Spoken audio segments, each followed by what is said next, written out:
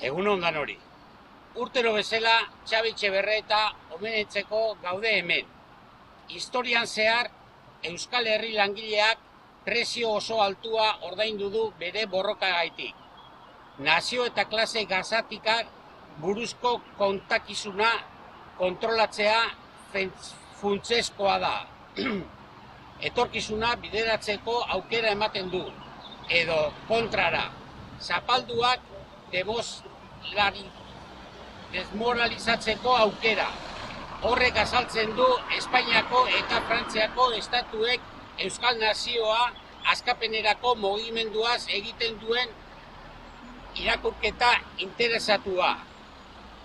Borroka armatuaren amaieran ondoren bere helburua ez da soilik dama exigitzia, baizik eta edozein erresistentzia iraultzaile mota deslegitimatatzea eta Euskal iraultza sozialistaren memoria ezabatzea. Espainiako estatuak Euskal Herriari zapaltzaile nagusi den heinean biktimismoa sistematikoa bultzatzen du bere indarkeri monopolio blindatzeko. Diskurtso horrek elikatu du neofrankismoaren goragakada. Komeni da gogoratzea nortzuk sortu zuten Vox eta nortzuek eman dioten zilegitasuna egungo fasismoari. Ustezko biktima, asko eragila estatalak ziren. Ezin dire herri zapalduekin parekatu. Historia argia da, kolonizatzaileak eta konkistatzaileak ez dira biktimak. Palestinako sionistak, Vietnameko estranburtarrak, Stalingradeko naziak edo Irlandako britaniarrak ez ziren bezala. Testu inguru horretan, sozialdemokrazia autonomistak estatu markoa erreproduzitzen du, estatuaren biktimak.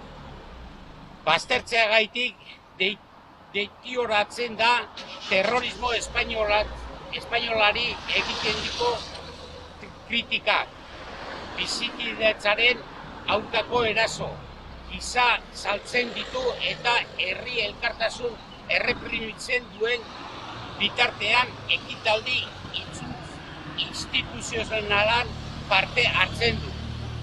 Elkar bizitza, kontzeptua klase borroka eta nazio askapena dezaki batzeko trampa ideologikoa da. EH Bilduren inguruan sistemaren ezkerra egal giza jokatzen du. ERC edo BNG ekin bat eginda. Memori inklusiboa erreformistaren aurrean memori iraultzaile aldarrizkatzen dugu. Iraganeko borroken zilegitasuna defendatzea, oraingoak eta etorkizunekoak sostengatzeko.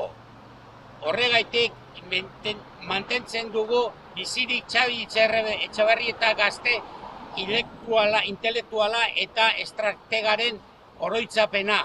23 urtekin borrokan eroritako etako lehen militantearena. 1978ko bere hitzek indarrean jarraitzen du.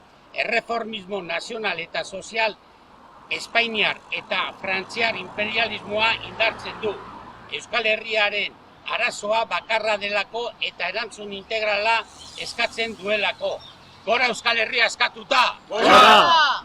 Gora iraultza sozialista! Gora! Eusko gudaria gara, Euskaria eskatzeko, Erdurik daukago dola bere aste zenbateko. Eusko gudaria